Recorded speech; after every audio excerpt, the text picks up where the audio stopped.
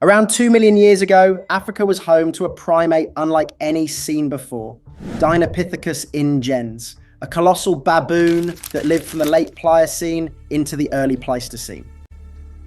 Fossil fragments from South Africa's caves in Ethiopia reveal a creature that could weigh up to 77 kilograms, rivaling a chimpanzee in size and towering over any living baboon. Its power and bulk would have offered protection from predators, but they also came with heavy energy demands in a changing environment.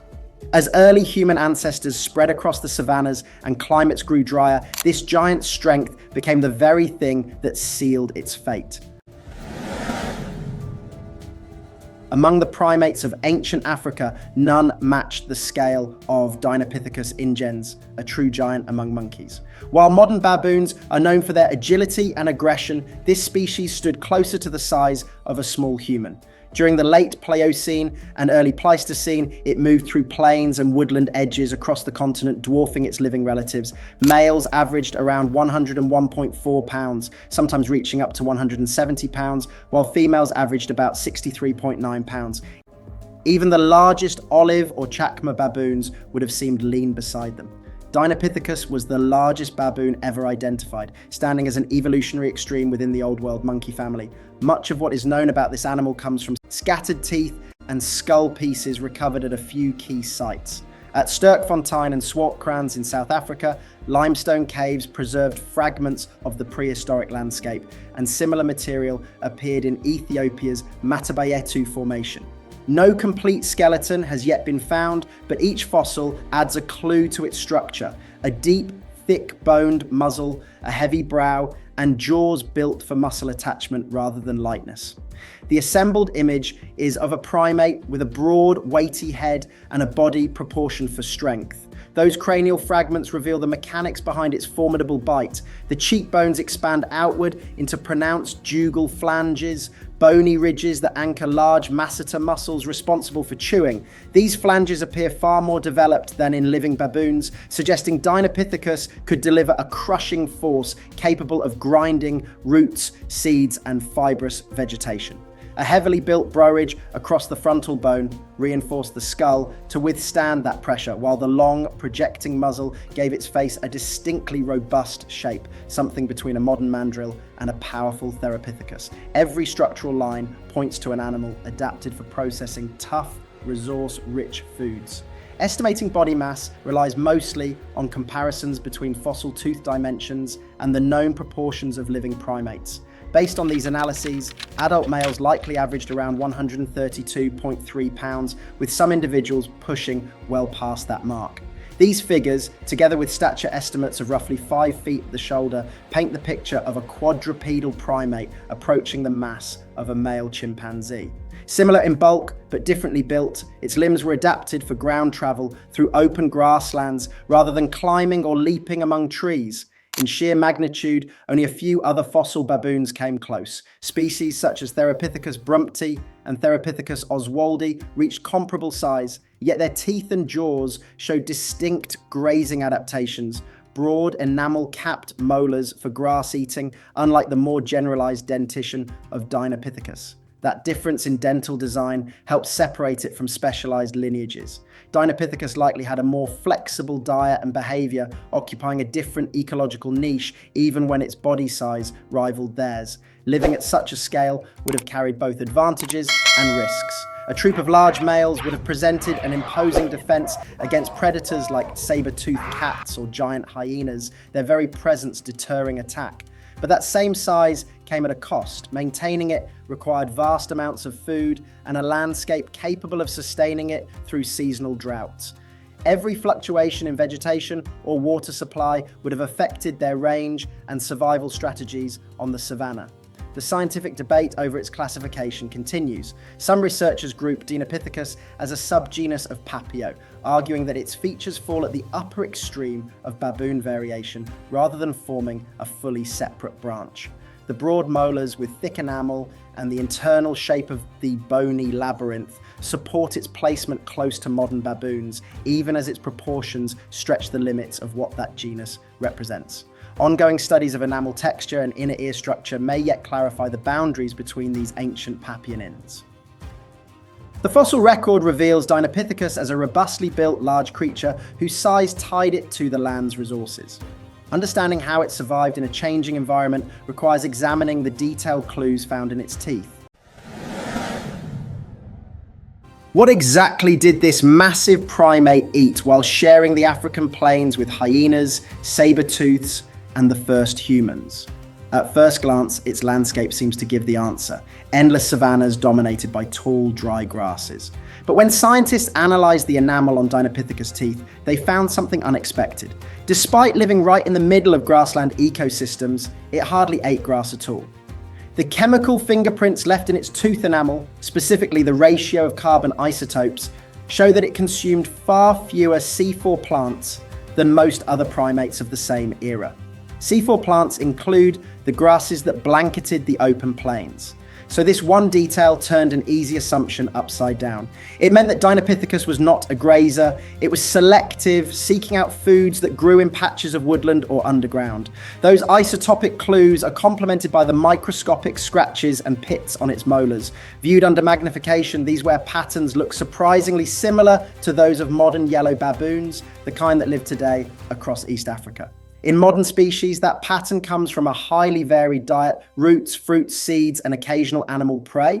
The same pattern in Dinopithecus' teeth suggests it was also an opportunist rather than a specialist, switching between food sources as seasons changed.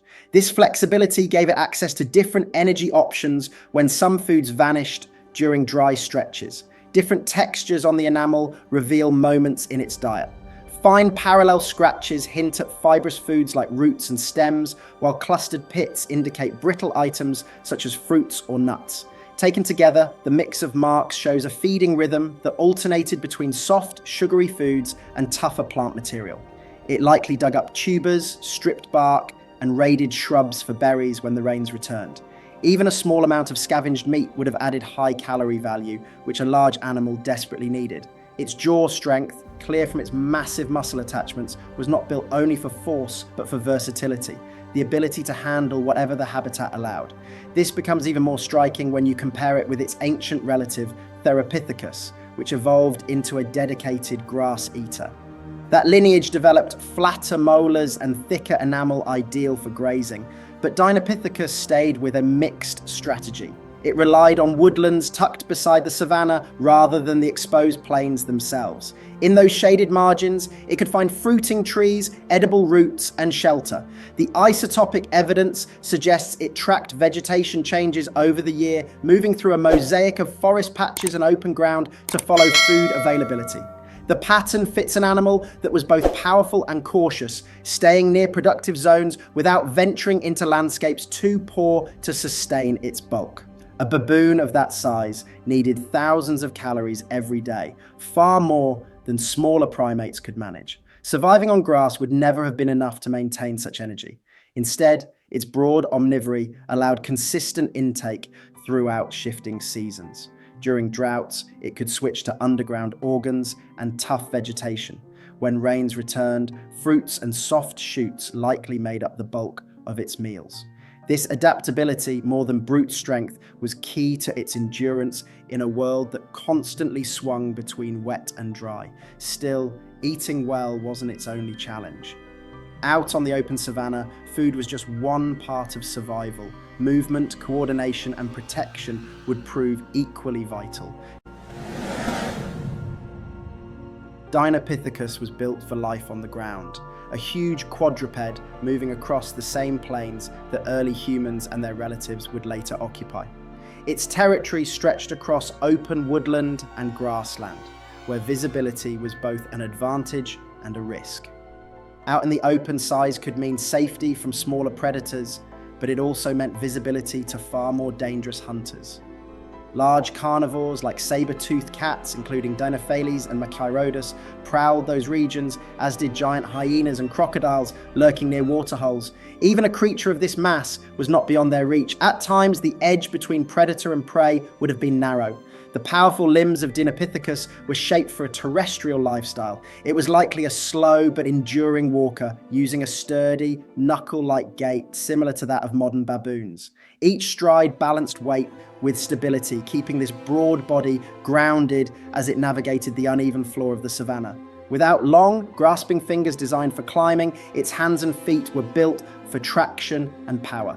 This anatomy suggests that Dinopithecus rarely ventured into trees, except perhaps to forage for fruit or to rest. On land, its social group would have provided the real defense, not speed or agility. Living in large, mixed-gender troops offered the protection that lone animals could not achieve. With countless eyes watching for movement on the horizon, the group could react to danger before a predator came close. The largest males, standing nearly as tall as a human's chest, would have formed the first line of defense, charging or displaying to deter a threat. Others likely guarded juveniles and females while the troop retreated to more secure ground. The social hierarchy within such a group would have been strict. Dominant males kept order through displays of teeth, shouts, and posturing, relying on their massive bodies to maintain position.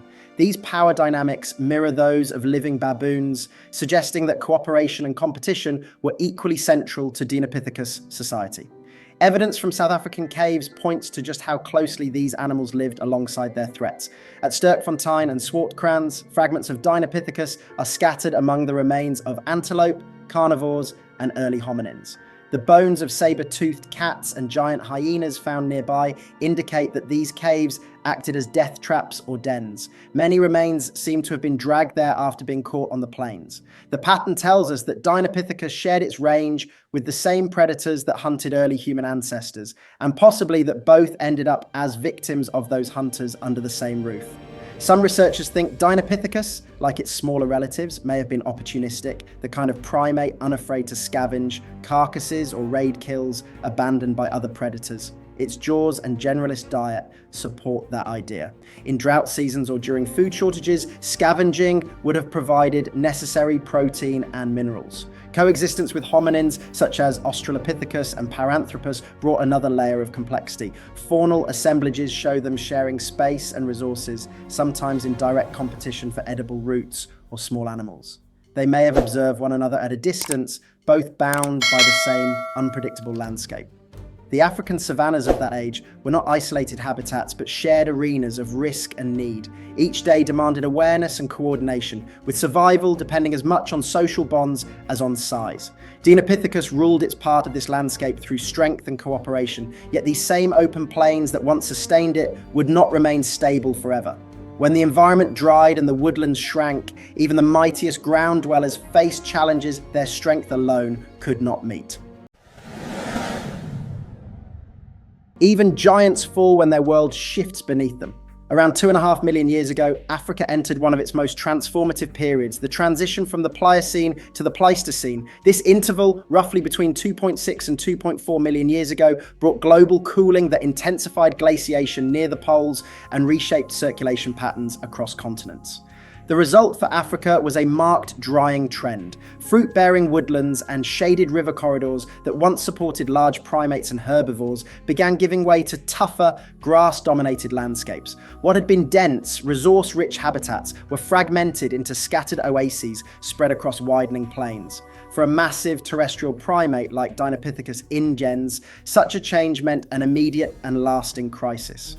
The record of this transition lies in the sediments of sites like Sterkfontein and Swartkrans, where complete turnovers of fauna show precisely when older ecosystems broke down.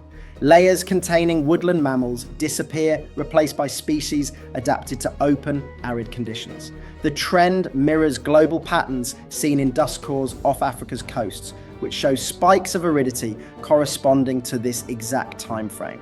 In those same layers, the fossils of Dinopithecus become rarer until they vanish altogether, following a pattern shared by several megafauna that could not track shrinking forest zones. Faunal cluster analyses from these localities demonstrate that the change was neither gradual nor isolated. It swept through southern Africa in pulses, reorganizing every level of the food web.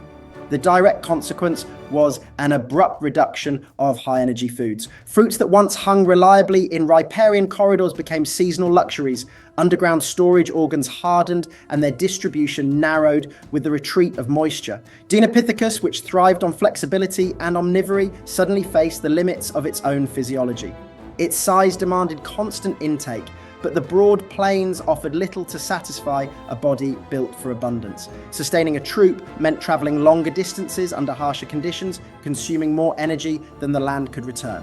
While smaller primates could subsist on seeds or limited vegetation, this giant required calories no longer available in sufficient quantity. At the same time, new primate competitors appeared. Paranthropus and early Homo occupied much of the same ecological ground, but their adaptive tools literally changed the equation. Simple stone flakes and digging implements allowed early humans to reach food that Dinopithecus could not easily access. These technologies turned scarcity into opportunity, giving hominins an advantage in extracting energy-rich roots hidden beneath the dry soil. The overlap in diet between early humans and the giant baboon meant direct competition, a contest that favored adaptability over mass. As resources dwindled, the smaller, more flexible hominins expanded, while the heavier Papionin lineage contracted. Climate reconstructions from across southern and eastern Africa support this timeline. Vegetation maps and isotopic signatures reveal an encroaching dryness beginning around 2.6 million years ago, followed by the retreat of rainforest taxa and the spread of drought-tolerant grasses. Woodland corridors linking valleys disappeared, leaving isolated patches that no longer supported the same biodiversity. For Dinopithecus, which relied on both the nutritional consistency and defensive cover of those habitats, each lost corridor represented another cut in its range. In a sense, its own evolutionary success became the trap. The same build that had protected it from predators now demanded more food and water than a drier world could supply. As conditions pressed outward from both climate and competition, the species entered ecological compression, its living space and diet shrinking until even mobility could not solve the shortfall. By the early Pleistocene, the savannas that once fed its troops had turned against them, giving rise instead to smaller, quicker, and more resourceful primates. Those new survivors, our own ancestors, would flourish in the very landscapes that erased the last of the giants. The end of the giants came quietly, written in dust and drought. Dinopithecus vanished as the savannas hardened and resources thinned, its strength no longer fitting the world it had mastered. Its massive size, heavy frame, and crushing jaws were perfect for the stable, moist woodlands of the late Pliocene, but became burdens in the drier, unpredictable Pleistocene. Power alone could not bridge that shift when climate, competition, and scarcity collided. In its absence, smaller, more adaptable primates, including early humans, expanded into the spaces it left behind. Which other lost giants would you like to explore next?